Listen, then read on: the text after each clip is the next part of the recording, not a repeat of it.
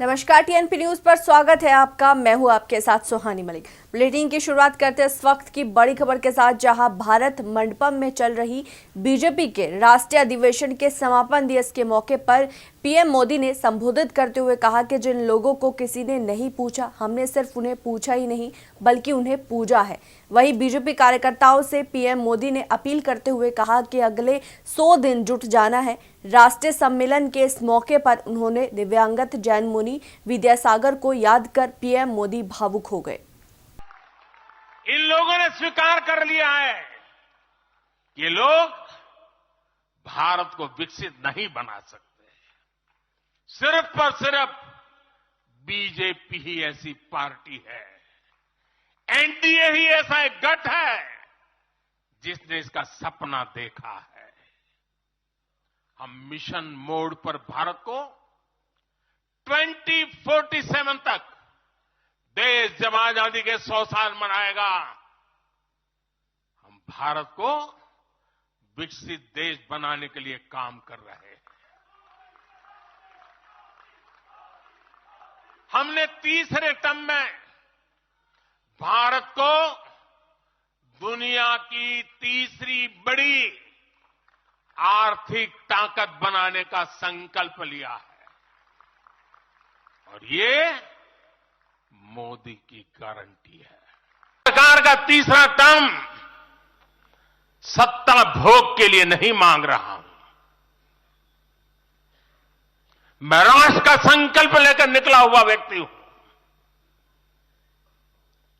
अगर मैं अपने घर की ही चिंता करता तो आज करोड़ों गरीबों के घर नहीं बना पाता। मैं देश के करोड़ों बच्चों के भविष्य के लिए जीता हूं, जागता हूं, जूझता रहता हूं। देश के करोड़ों युवाओं, करोड़ों बहनों बेटियों, करोड़ों गरीबों का सपना ही आज अपने लिए बड़े लक्ष्य तय कर रहा है और जो लक्ष्य तय करता है अपनी आंखों के सामने उसे प्राप्त भी करता है। हम 2029 में 2029 में भारत में यूथ ओलंपिक के लिए तैयारी कर रहे हैं। हम 2036 में भारत ओलंपिक खेलों की मेजबानी करे, इसके लिए काम कर रहे हैं। हम 2030 तक हमारी रेलवे को नेट जीरो टारगेट पर ला करके कार्बन मुक्त करने की दिशा में काम कर रहे हैं। हम 2030 के बजाय अपनी टारगेट डेट से 5 साल पहले ही पेट्रोल में 20% इथेनॉल ब्लेंडिंग का लक्ष्य भी हासिल कर लेंगे। बीजेपी के राष्ट्रीय अधिवेशन में गृह मंत्री अमित शाह ने विपक्ष पर परिवारवाद होने का आरोप लगाते हुए जमकर हमला बोला। उन्होंने आरोप लगाया कि कांग्रेस ने परिवारवाद को बढ़ावा दिया है और विपक्षी गठबंधन इंडिया का मतलब 7 परिवारवादी पार्टियां हैं, जबकि उनकी पार्टियों में ही लोकतंत्र नहीं, जो देश में लोकतंत्र कैसे होगा।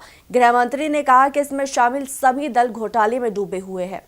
2047 तक का लक्ष्य रखा, आत्मनिर्भर भारत की रचना हो, 2047 तक का लक्ष्य रखा।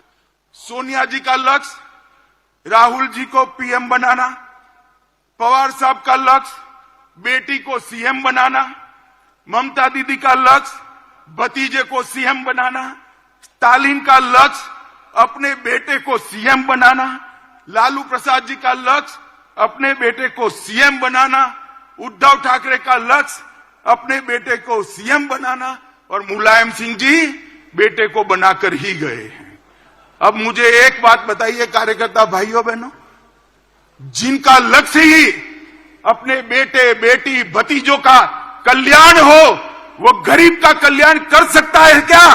कभी नहीं कर सकता। जिनका लक्ष्य ही अपने परिवार के लिए सत्ता हथियाना हो, वो देश का कल्याण कर सकता है क्या? बीजेपी के 2 दिवसीय राष्ट्रीय अधिवेशन का आज समापन दिवस है। इस मौके पर बीजेपी अध्यक्ष जेपी नड्डा ने कहा कि रामलला के प्राण प्रतिष्ठा समारोह को राष्ट्रीय उत्सव के रूप में मनाया गया, जो एक नए युग की शुरुआत के रूप में उभरा है। बीजेपी का संकल्प था कि अयोध्या में भव्य राम मंदिर का निर्माण हो। 9 नवंबर 2019 को सुप्रीम कोर्ट के फैसले के बाद पीएम मोदी के नेतृत्व वाली केंद्र सरकार ने श्री राम जन्मभूमि तीर्थ क्षेत्र का गठन किया और परिणाम स्वरूप राम मंदिर का निर्माण कार्य तेजी से चला और केवल 4 वर्षों के भीतर ही श्री रामलला की मूर्ति के प्राण प्रतिष्ठा यानी कि 22 जनवरी को कर दी गई। रामलला के प्राण प्रतिष्ठा का समारोह राष्ट्र उत्सव के रूप में मनाया गया, जो एक नए युग की शुरुआत बनकर उभरा है और राम मंदिर भारत की दृष्टि का, भारत के दर्शन का, भारत के दिग्दर्शन का मंदिर बन गया है। श्री राम मंदिर सही अर्थों में राष्ट्र चेतना का मंदिर बन गया है। भक्ति के रंग में रंगा हर गांव हर के फैल चुकी है और जय श्री राम की वाणी मधुर ध्वनि हम सब के बीच में सुनने को मिलती है। प्रभु श्री राम के दिव्य प्राण प्रतिष्ठा को देखकर हर भारतीय आह्लादित है। इस संस्कृति प्रधान देश में प्रधानमंत्री नरेंद्र मोदी जी ने एक ऐतिहासिक क्षण को भव्यता प्रदान की और उत्सव का एक विराट वातावरण निर्मित कर दिया है।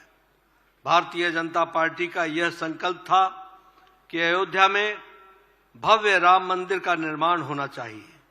प्रभु श्री राम की कृपा से ऐतिहासिक मंदिर की भूमि पूजन और प्राण प्रतिष्ठा दोनों पवित्र कार्य का सौभाग्य माननीय प्रधानमंत्री श्री नरेंद्र मोदी जी के कर कमलों द्वारा हुआ है। 9 नवंबर 2019 को सुप्रीम कोर्ट के निर्णय के उपरांत माननीय प्रधानमंत्री श्री नरेंद्र मोदी जी के नेतृत्व वाली केंद्र सरकार ने बिना देर किए श्री राम जन्मभूमि तीर्थ क्षेत्र का गठन किया। मध्य प्रदेश के पूर्व सीएम कमलनाथ बीजेपी में उनके शामिल होने को लेकर अटकलें लगाई जा रही है। सूत्रों के मुताबिक कांग्रेस आलाकमान ऐसी खबरों की वजह से कमलनाथ से नाराज है। खबर ये भी है कि कांग्रेस कमलनाथ को बीजेपी में जाने से नहीं रोकेगी। वहीं कमलनाथ इस मुद्दे पर अपने पत्ते नहीं खोल रहे। वहीं सूत्रों के मुताबिक कमलनाथ और उनके बेटे नुकुलनाथ 1-2 दिन में ही बीजेपी में शामिल हो जाएंगे। अगर ऐसी कोई बात होगी, सबसे पहले मैं आप लोगों को ही कहूंगा। मैं तो कह रहा हूँ, इनकार की बात नहीं है, ये आप लोग कह रहे हैं, आप लोग एक्साइट हो रहे हैं। मैंने कहा मैं तो एक्साइट नहीं हूँ इस तरफ या उस तरफ, पर बात यह है कि अगर ऐसी कोई बात होगी, मैं आप सबको सबसे पहले खबर करूंगा। आज किसान आंदोलन का 6ठा दिन है। सरकार और किसानों के बीच चौथे दौर की बातचीत होगी।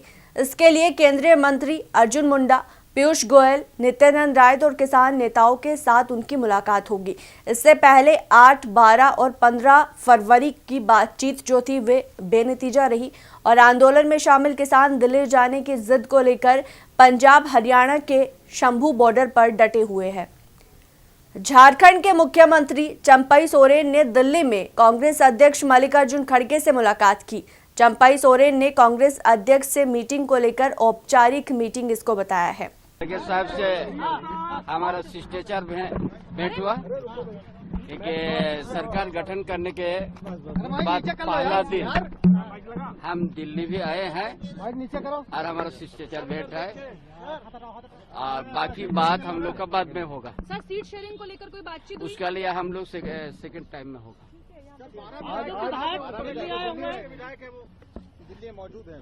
देखिए वो सब बात हमारा साथ नहीं हुआ है। और खबर नोएडा से है, जहां पर यूट्यूबर एल्विश यादव के बिगड़े बोल सामने आए हैं। एल्विश यादव ने नोएडा पुलिस को चुनौती देते हुए कहा कि रेव पार्टी मामले में उन्हें दोषी साबित किए तो नंगे होकर नाचेंगे। एल्विश यादव ने अपने यूट्यूब चैनल ब्लॉग पर वीडियो डाला है। हाल ही में फॉरेंसिक लैब में सांपों के जहर की पुष्टि होने के बाद एल्विश यादव का बयान सामने आया है। आपको बता दें कि रेव पार्टी में सांपों के जहर का इस्तेमाल होने के मामले की जांच नोएडा की थाना सेक्टर 20 पुलिस कर रही है। सांप के जहर के सैंपल भेजे हैं चेक करने के लिए कि क्या है ये, तो वो ना सांप के जहर निकल आए। सांप के जहर निकले लैब में 2-3 महीने बाद। उनने सोचा होगा शायद निकलेगा उसमें से। हैं? उन्हें लग रहा शहद निकलेगा उसमें से। 2-3 महीने बाद, इतनी बड़ी तेज लैब है, 2-3 महीने बाद बताई एकदम से आ गए। अरे भाई साहब, इसमें तो वो था, ये सांप का जहर लाए थे ना भाई, सांप का जहर, ये पुष्टि करी है। इसमें मेरा क्या रोल फोरेंसिक किया गया था। आपको बता दें कि पिछले साल नवंबर महीने में नोएडा पुलिस ने फेमस यूट्यूबर एल्विश यादव समेत सपेरों के खिलाफ सेक्टर 49 साढ़े सपेरों के साथ नाम जुड़ता, अच्छा भी लगता। और साथ ही ये जो पूरी प्रक्रिया है, ये पीएफए एक जो संगठन है उसकी तरफ से ये संगठन साढ़ा एक्सटॉर्शन बनी। खोल दें इसकी पोल अभी, ये क्या संगठन है, इसके गूगल करोगे ना तुम पीएफए, समझ आ जाएगा तुम्हें क्या रोल है। कि किसी भी नॉर्मल आदमी पे झूठा केस लगाते हैं, फिर पैसे मांगते हैं उससे केस वापस लेने पे। हम तो ले लो ना पैसा, 1 रुपये निकलवा के दिखा दो। शिकायत के बाद की गई थी, जिसके अंदर जो सैंपल्स थे रेव पार्टी से लिए गए, वो कथित सैंपल भेजे गए। रेव पार्टी वहाँ सपेरे पकड़ लिए रोड तय, और उनका रेव पार्टी और एल्विस की रेव पार्टी। ये प्रूव करके दिखा दो विद प्रूफ कि मैं वहां पे था और मेरी रेव पार्टी थी, मैं नंगा होके नाचूंगा। अब ये भी न्यूज बजे, एल्विस यादव ने बोला वो नंगे होके नाचेंगे। अगर वो प्रूव हो जाता है, एल्विस यादव की तरफ से न्यूज आई है, वो करेंगे नागिन डांस। भाई अम्मी का फोन आ रहा है, आपकी अम्मी। लो भाई आप बात कर लो। ये ब्रेकिंग न्यूज एल्विस यादव की तरफ से, एल्विस यादव की तरफ से अभी बहुत ताजा स्टोरी डली है। भारत में टीबी के मामले विश्व में सबसे अधिक है। हालांकि देश को वर्ष 2025 तक टीबी मुक्त बनाने के लिए अभियान चलाया जा रहा है। इसी के लिए टेस्ट और ट्रीट के साथ ही पोषण के लिए कई तरह की योजनाएं चल रही है। इसके बावजूद उन्नाव जिले में इसके नए रोगी स्वास्थ्य विभाग की चिंता बढ़ा रहे हैं। 2024 में जिले में मात्र 45 दिनों में ही 549 लोगों में टीबी की पुष्टि हुई है और अब तक 5 लोगों की मौत हो चुकी है। खांसी, बुखार और जुकाम मानकर लोग इलाज करा रहे थे और जब जांच हुई तो जांच में टीबी की पुष्टि हुई है। डॉक्टरों के अनुसार लोग खांसी और जुकाम समझकर जांच नहीं कराते, जबकि 7 दिन से अधिक खांसी आने पर जांच करा लेनी चाहिए। इन मरीजों में लापरवाही सामने आई है। लगभग जिले में टीबी के कितने मरीज हैं प्रेजेंट टाइम और इन दोनों में कितने लोगों की मौत हो चुकी है? इस दौरान हमारे यहाँ पर जो उपचाराधीन मरीज हैं वो करीब 3800 के आसपास होंगे, जिन मरीजों का इलाज चल रहा है। क्योंकि मरीजों का इलाज जो है 6 महीने कम से कम चलता है। तो मान लीजिए पूर्व वर्ष से जिनका चालू हुआ तो उनका भी इलाज अभी जारी है। ठीक है, तो इस समय जो वर्तमान में हमारे पास लगभग 3800 के आसपास मरीज जो हैं वो टीबी का उपचार ले रहे हैं। और इस वर्ष में आज की तारीख तक हमारे पास तकरीबन 5 मरीजों की मृत्यु हुई है। ये मरीज वो थे जो कि बहुत ही लेट अवस्था में, मान लीजिए किसी को टीबी बहुत पुराने उससे है, पहले के समय से, और वो इलाज में बहुत लेट आया, तब तक उसका फेफड़ा बहुत ज़्यादा खराब हो चुका है। तो ऐसे मरीज जिनको जानकारी नहीं है टीबी के बारे में और वो लोग अपना नॉर्मल बुखार आ रहा है, 6 महीने से बुखार का इलाज ले रहे हैं, खांसी जुकाम का इलाज ले रहे हैं, और उसके बाद में जब वो आए तो टीबी डायग्नोस हुई, तो इस स्टेज पर होती है कि दवा चालू करने के बाद में उनके पास बहुत ज़्यादा समय नहीं बचा। तो कुल केवल अभी तक 5 ही मरीजों की मृत्यु रिपोर्टेड है, जितने मरीज हमारे पास इलाज चल रहे हैं इस वर्ष में। जो देखा जाए तो बहुत बड़ी संख्या नहीं है, लेकिन महत्वपूर्ण इस मामले में भी है कि लोगों को इस चीज़ की जागरूकता होनी चाहिए। हम लोग तमाम बार ACF अभियान चलाते हैं, प्रचार भी सब जगह आता है। पर माननीय प्रधानमंत्री जी ने 2025 में टीबी उन्मूलन के लिए भी कहा है। तो जिसको भी 2 सप्ताह से ऊपर अगर खांसी आ रही है, बुखार आ रहा है, कभी खांसी में खून आया, भूख नहीं लगती, वजन कम हो रहा है, कोई ऐसा बच्चा है जिसको बराबर बुखार बन रहा है, वजन कम होता जा रहा है, नहीं बढ़ रहा है उसका वजन किसी भी वजह से, तो ऐसे मरीज को अपने निकटतम केंद्र पर आकर के टीबी की जाँच करानी चाहिए।